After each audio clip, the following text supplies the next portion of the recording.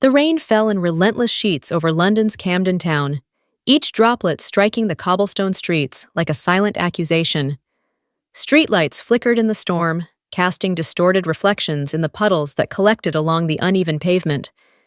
A neon sign buzzed overhead, Zaytoon Kebab and Grill, its red glow bleeding into the night like a fresh wound. Tessa, 29, stood beneath the shop's awning, arms wrapped tightly around herself. February in London was always bitter, but tonight's chill wasn't just in the air. It was inside her. Her breath fogged in rhythmic bursts, visible evidence of the storm raging both outside and within. Her phone buzzed again. Second time in 3 minutes. She didn't need to look. Tim, the man who'd once whispered dreams into her ear like promises etched in stone. Marriage, children, a cozy home with a garden and a dog named Baxter. But those dreams had shattered in an instant, like thin glass beneath a hammer. He was already married, he had a child. And Tessa? She had been a placeholder, a brief escape from his reality. A fool. Her fists clenched in her coat pockets, nails digging crescents into her palms. She wasn't cold, not anymore. She was burning. 6 cups of coffee that morning hadn't cleared her head. They'd only accelerated the reel of chaotic thoughts, revenge fantasies painted in lurid color. She had imagined it all, itching powder in his designer suits, carving a message into the hood of his BMW, dropping laxatives into that pompous red wine. He sipped like it was liquid royalty. Petty, yes, but satisfying. Deliciously so. She stepped off the curb into the beating rain, wandering into the chaotic heart of Camden Market. The scent of frankincense and grilled meat mingled with the wet air. Crowds shuffled past, umbrellas knocking, strangers brushing against her like ghosts. Then a voice cut through the noise. "Hey! You dropped this!" A man held out a crumpled 20-pound note, rain-speckled and limp. He was tall, with messy dark hair that didn't mind the weather, and eyes the color of autumn. Hazel, steady, unafraid. "You were also muttering something about a guy named Tim. Rough night?" Tessa blinked, caught between embarrassment and disbelief. Her cheeks flushed, and she snatched the note from his hand. "None of your business," she muttered, already turning away. But he didn't walk off. He smiled. Not smugly, not mockingly. Calmly, like someone who'd been in the eye of his own storm. "I'm James," he said. "And no judgment. Just, you looked like someone about to do something stupid." A pause. Want to talk about it? She should have walked away. She didn't owe this stranger anything, but she didn't. Something in his voice, quiet, grounded, disarmed her. Minutes later, they were tucked in a shadowy corner booth at the Black Hart, a pub that smelled of spilled ale and old secrets. The dim lighting softened the edges of the world, and Tessa spoke. For the first time since the truth came crashing down, she let the words out. 3 years of love, trust, and deception poured from her like spilled ink on paper. "He introduced me to his parents," she said, eyes glistening. "We argued about baby names, and the whole time, he had a wife, a kid." James didn't interrupt. He didn't try to explain it away or say things like, "You'll find someone better." He just listened. "I get it," he said finally, voice low. 2 years ago, I found out my fiancé was sleeping with my best friend. I lost them both in a day. I was obsessed with revenge.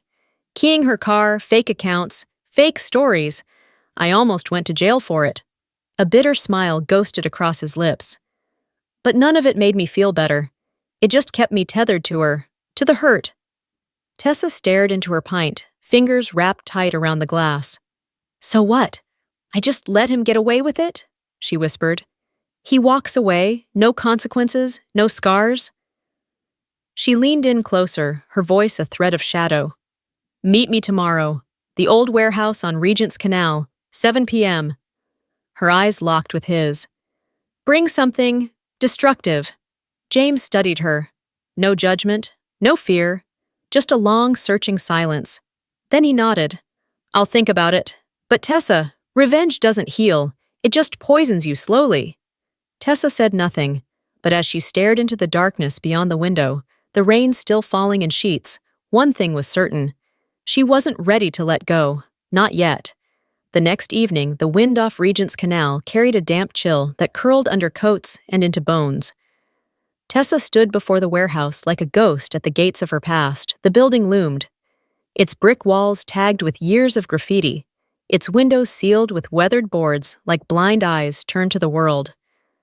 A single rusted sign swung on broken hinges above the side entrance, creaking with each gust of wind.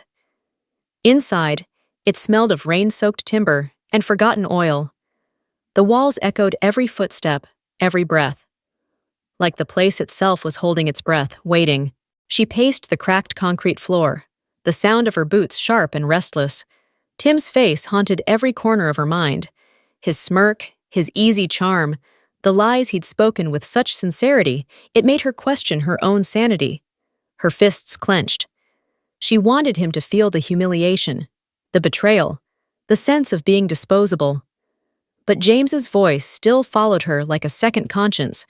Then the door creaked open. James stepped inside, hood up, carrying a small black duffel in one hand. "I brought what you asked for," he said quietly. He placed the bag between them and unzipped it. A bottle of indelible red paint, a small glass vial of itching powder, and a container of clear liquid, laxative drops. Tools for a war she no longer knew if she wanted to fight. "I don't want to be part of this," James said, his voice calm but firm.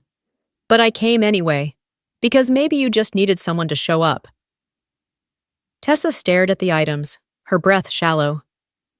"You think I won't go through with it?" "I think," James said, "you're not this person. Not really." She snatched the bag, the zipper hissing as she closed it again. "You don't know me." "No," he said, stepping closer, his hazel eyes holding hers. "But I know that look. I've worn it. The rage, the heartbreak, the part where your soul feels like it's bleeding. But this?" He pointed to the bag again. "This doesn't stop the bleeding, it just spreads it." Tessa's lips trembled. Her hands shook. 1,000 words crowded her throat, but none made it out. Instead, she whispered, "He made me feel like I didn't exist, like I was just a placeholder until real life started again for him." "I know," James said softly. "That kind of betrayal is like a cut that won't clot, but you get to decide what kind of scar it leaves."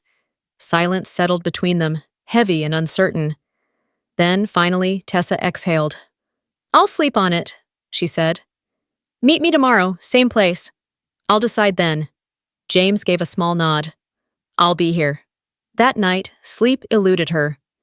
The streets of Camden echoed faintly outside her tiny flat, but inside, it was dead quiet, except for the storm in her mind. The black bag sat on the floor like a loaded weapon. Tessa stared at it for hours. Every memory with Tim came flooding back. The stupid inside jokes, the long Sunday mornings tangled in sheets and sunlight. His voice whispering, "You're the only one who really sees me." Lies. She saw everything now, and yet, it still hurt. James's words circled back, a steady drumbeat. "You're letting his lies define you." By dawn, the city had turned silver with morning light, and Tessa's heart felt hollowed out, but clear. She picked up her phone, thumb hovering only a second before she typed the message. "Meet me, cafe on High Street. We need to talk." Tim was already there when she arrived, his tailored coat unbuttoned, a silver watch peeking from under his cuff. He looked as composed as ever, stirring a tiny espresso like it was a ritual. "Tessa," he said, rising slightly, his voice still silky with that practiced warmth. "I'm so sorry you found out that way. My marriage, it's complicated. It's practically over, but I meant every moment. You're the one I love." She sat across from him, her fingers interlaced in her lap to keep them from trembling. She studied him, his polished hair, his crisp collar, the way he still believed charm could rewrite the past. "You're a good liar, Tim," she said, "but not a good enough one." His smile faltered. "I heard you," she continued, voice steady. "Yesterday, on the phone, planning a weekend with your wife and kid like we never existed." Tessa, you don't get to spin this anymore, she said, rising to her feet. Her voice didn't shake. Her heart did, but she kept that part hidden. You broke something in me, but I won't spend another second letting you keep it. Tim's mouth opened, then closed again. For once, he had no answer. She turned and walked away. Outside, the city buzzed around her. The ache was still there, lodged like a thorn in her chest. But something had shifted. It was duller, manageable. She didn't need revenge. She needed herself. The next evening, the rain had finally relented, leaving the city rinsed and glistening. Regent's Canal shimmered under the glow of street lamps, its waters reflecting the fractured lights of Camden like scattered stars trying to find their constellations again. The air smelled of wet earth, soot, and the subtle sweetness of early spring. Tessa stood at the edge of the warehouse's shadow, the unopened black bag in her hand like a relic of a war that never happened. James was already there, hands tucked into his coat pockets, his expression unreadable but calm. He looked up when he heard her footsteps.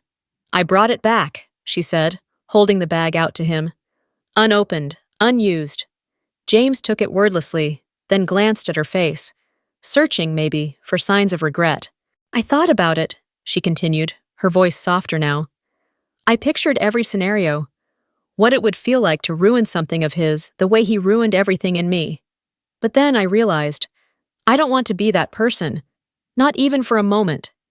James smiled, quiet, genuine. The kind of smile that said more than words could.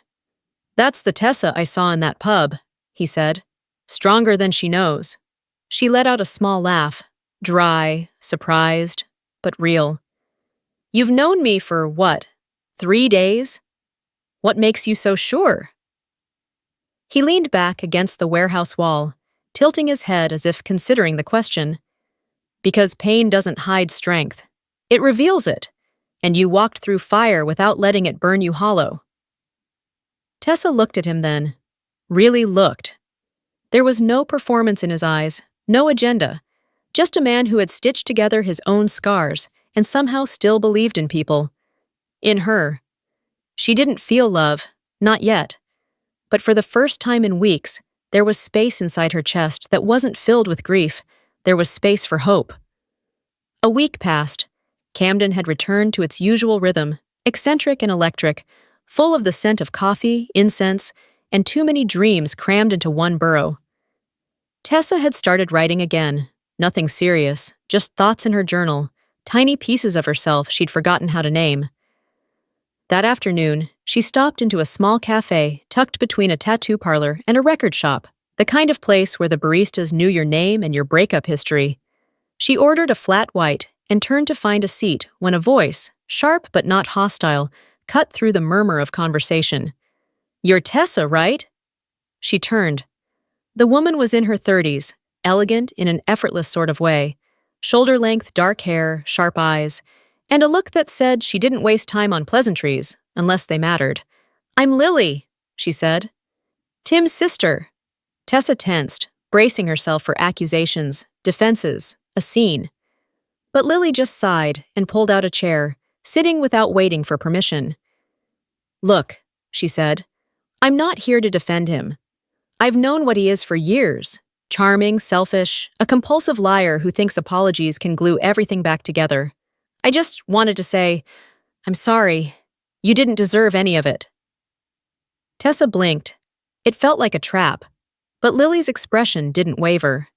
Thank you, she said, her voice cautious. I'm trying to move on. You will, Lily replied, but take it from someone who's watched him burn through people like matches. Don't let him pull you down with him. He thrives on being unforgettable.